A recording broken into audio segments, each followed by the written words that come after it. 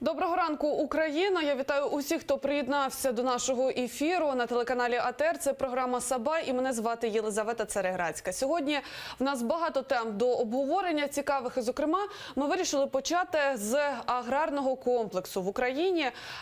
Разом з тим, за оцінками науковців Інституту аграрної економіки, обсяги експорту української сільськогосподарської та харчової продукції до Європейського Союзу у 2017 році можуть перевищити рекордні показники до кризових 2012 та 2013 років на 5 мільярдів доларів. Ми вирішили обговорити цю тему з експертами. Зокрема, лідер аграрної партії «Скоцик» Віталій має долучитися до нашого ефіру вже за декілька хвилин. Власне, у чому полягає інтерес до цієї теми, оскільки Україна є, безумовно, аграрною країною, і багато хто з тих самих науковців з Інституту аграрної економіки стверджують, що це є найбільш продуктивним і найбільш претензійним, в принципі, напрямом розвитку для України. Зокрема, декілька даних по цифрам. У січні-вересні 2017 року оборот торгівлі з сільськогосподарськими товарами між Україною та Європейським Союзом становив 5,8 мільярдів доларів. Це майже на третину, 31,2%, перевищив відповідні показники минулого року. Тобто це говорить про те, що незважаючи на досить непросту ситуацію в країні, агрокомплекс працює і він заслуговує на те, аби у нього інвестувати. Зокрема, при цьому додатне для нашої держави сальдо становить 2,6 мільярди доларів, що на 1 мільярд доларів більше, ніж торік.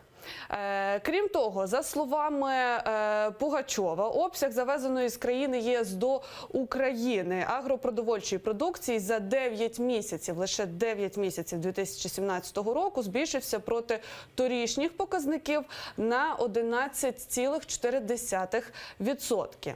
У вартісному вимірі він склав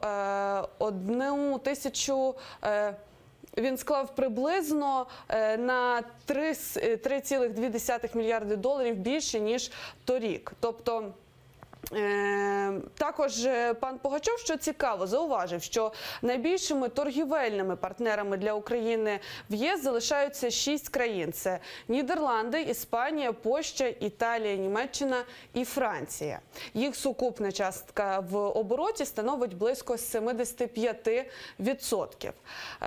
Основні обсяги поставок до Європи Україна забезпечує за рахунок зернових та олійних культур, а також соняшникової олії і макухи. В свою чергу Україна імпортує з ЄС такі культури, як зернові, також насіння олійних, какао-боби і шоколад, різні харчові продукти, спирт і алкогольні напої, відходи переробної промисловості та тютюнові вироби. Також варто зауважити, що вітчизняні експортери поточного року вже повністю використали безмитні квоти по меду, пшениці, кукурудзі, ячменю, вівсу, ячмінній крупі, борошну, цукру, оброблених томатах, яблучному і виноградному соках. Тож зараз я пропоную долучити до нашої розмови Віталія Скоцика. Він у нас на зв'язку телефоном. Пане Віталію, доброго ранку. Ми вітаємо вас в ефірі. Доброго ранку. Власне, ми вже озвучили деякі цифри у нас в ефірі і зацікавилися цією темою. Розкажіть, будь ласка, ви як представник аграрної партії про ситуацію, в принципі, за агрокомплексом наразі в нашій країні. Якщо взяти в цілому, то, на жаль, ми з кожним роком за останніх 5 років заробляємо менше, але маємо позитивну динаміку із експортом наших культур за кордон, в тому числі до Європейського Союзу. А нам приходиться жорстко конкурувати на сьогоднішній день на всіх ринках, в тому числі і на європейському ринку, тому що там місцеві виробники мають серйозні протекції. Тим не менше, за різними оцінками, експорт дійсно зріс за перше півріччя 2017 року на 24,2%. Єдине, що якщо ми аналізуємо структуру експорту, то, на жаль, в більшості випадків це сировина. Тобто ми дуже мало експортуємо готової продукції. А скажіть, будь ласка, з чим, власне, пов'язаний такий зріст експорту? Ну, з простою річчю, світ навчився заробляти на Україні, створюючи все більше передумови до того, щоб ми залишалися сировинною економікою. Тому ми сьогодні виконуємо, власне, роль сировинного придатка до економіки з створеною доданою вартістю. Ось, і кожного року світ нарощує купівлю від нас сировини, яку переробляє в себе і створює додану вартість. На жаль, з кожним роком на цьому ми все менше заробляємо. Добре, а окрім Європейського Союзу, чи є ще партнери в Україні або, можливо, якісь потенційні партнери, з якими варто розвивати стосунки? Звичайно, для нас всі ринки сьогодні важливі. Населення на планеті в березні місяці сягнуло 7,5 мільярдів людей. З того часу виросло до сьогоднішнього дня ще майже на 62 мільйони. Тому наші ринки збуту досить широкі. Сьогодні нашу продукцію фактично купляють по всьому світу. І за останні 3 роки ринок торгівельний для України відкрився в більше 30 країн в різних напрямках. Першим торгівельним партнером для нас сьогодні є Азія і азійські країни, другим якраз Європейський Союз. Тому фактично торгівля зростає з усіми. Тільки ще раз хочу наголосити, на жаль, ми з кожним роком на цьому заробляємо менше. А давайте зараз трішки зупинимось на моменті, що саме експортує Україна і, можливо, що ще може експортувати і розвивати надалі. Ну, якщо ми аналізуємо європейський ринок, то за перше півріччя поточного року, в порівнянні з аналогічним періодом минулого року, ми експортували кукурузи майже на 54% більше. Цікаво, що сої в 3,3 рази більше, олії соняшникової на 5,3% більше, а хлібобулочних виробів на 97%, горіхів та плодів на 70%, меду на 30%. А якщо беремо, наприклад, тварини в живій вазі, то на 55%. Тобто фактично все, що ми сьогодні виробляємо, вирощуємо в Україні, сьогодні має світовий попит і на чому ми маємо більший експорт.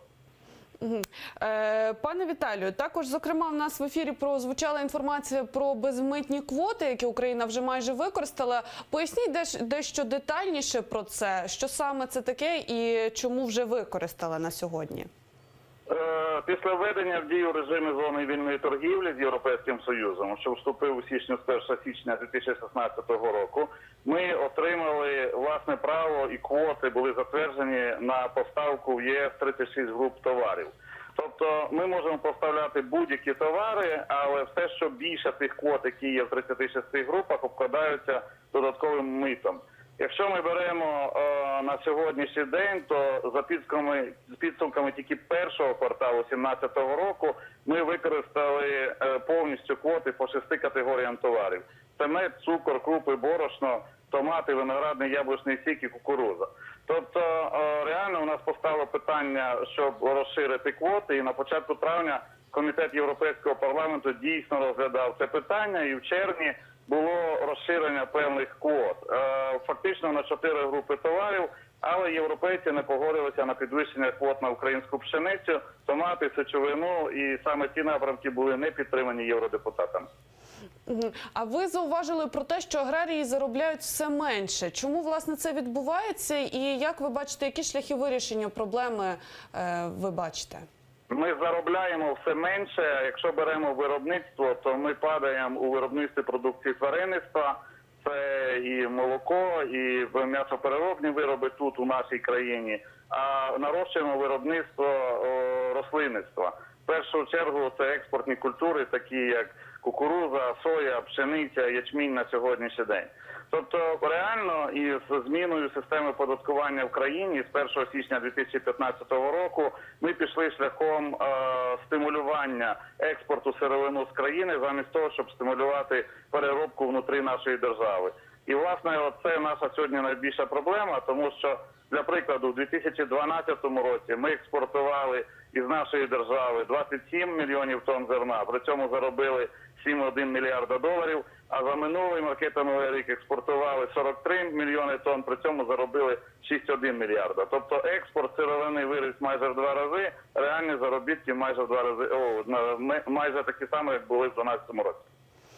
А як ви бачите, власне, шляхи вирішення? Що треба зробити, аби налагодити цю систему наразі? Шляхи вирішення на сьогодні лежать в двох площинах. Перше – це стимулююча система оподаткування та переробки продукції в країні. Такою системою до 1 січня 2015 року був внутрішній ПДВ, який акумулювався на переробних підприємствах, а потім, власне, кошти переходили на спеціальний рахунок сільськогосподарського підприємства. І з 1 січня 2015 року внутрішній ПДВ спочатку частково повністю був знищений, замість того з'явився експортний ПДВ, який стимулює експортувати. Ну і друге – це фінансові умови. Тобто, якщо сьогодні ті ж поляки чи Нідерланди, які для нас є ключовими партнерами в Європі, мають доступ до фінансового ресурсу на 25-30 років під 1,5-3% річних, то у нас і близько нема таких можливостей. У нас короткострокові кредити, які не дають можливості будувати переробні підприємства, і їх вартість в рази більша, ніж у наших сусідніх конкурентів. Тобто ви як лідер партії, аграрної партії, ви вбачаєте, що треба робити, аби стимулювати аграріїв, в принципі, займатися цією справою в нашій країні? Головна помилка була – це знищення системи оподаткування, яка стимулювала розвиток аграрної галузі з 1998 по 1 січня 2015 року. Власне, тоді в коаліційній угоді в листопаді 2014 року новоствореного парламенту було записано, що стратегією економіки нашої країни є збільшення експорту в 2,5 рази і нарощення виробництва зерна до 100 мільйонів тонн. Це була принципова помилка, тому що ми перестали говорити про переробні підприємства в нашій країні, робочі місця тут, реальні заробітні плати, покупельна здатність населення, а почали стимулювати відверто експортні операції. Ну, я думаю, що це була не тільки помилка українського парламенту, це був серйозний вплив зовнішніх конкурентів. Я чому, власне, задала це запитання? Тому що, безумовно, цікавлять нові кадри. На вашу думку, як зацікавити молодих людей, підлітків, можливо, вже зараз займатися цією галуззю, я не знаю, підвищити престиж цієї спеціальності? Що потрібно робити для цього? Ну, галузь сама по собі сьогодні достатньо престижна. Чому? Тому що це основна галузь економіки нашої країни. Фактично все інше у нас вже розграбоване задалеко до сьогоднішнього дня. Тому і заробітні плати на сьогоднішній день в галузі достатньо високі, і привабливість професій агронома чи інженера достатньо висока. Головна проблема те, що дійсно на сьогоднішній день ми займаємося вирощуванням виключно сировини. Тобто нам треба простимулювати створення переробних підприємств, а створення переробних підприємств буде потребувати не тільки інженерних кадрів, а і IT, і файненс, і багато інших, які пов'язані із високотехнологічними підприємствами. Тому, власне, стимул і переформатування економіки з сировинної на економіку з доданою вартістю по наших розрахунках дасть можливість створити в країні за 3 роки 2,5 мільйони робочих місць. Тобто ми реально можемо з 7,5 мільйонів людей, які працюють за кордоном, за 2-3 роки повернути до своєї держави 2,5 мільйони, які будуть працювати на свою економіку. Розумієте, пане Віталію, справа в тім, що насправді ситуація, до прикладу, в Вінницькій області, де я маю знайомих, я знаю цю ситуацію особисто, так, насправді заробітня плата аграрія, вона в принципі конкурентно спроможна, вона цікава, але питання в тому, що немає навіть кандидатур, тобто люди не хочуть іти і немає підготовлених кадрів. У тому ж Вінницькому виші, де навчають аграріїв, там ситуація надто складна, якщо чесно, і студенти, які там навчаються, абсолютно не зацікавлені в тому, аби це вивчати. Можливо, це прорахунки освітньої галузі, освітньої системи?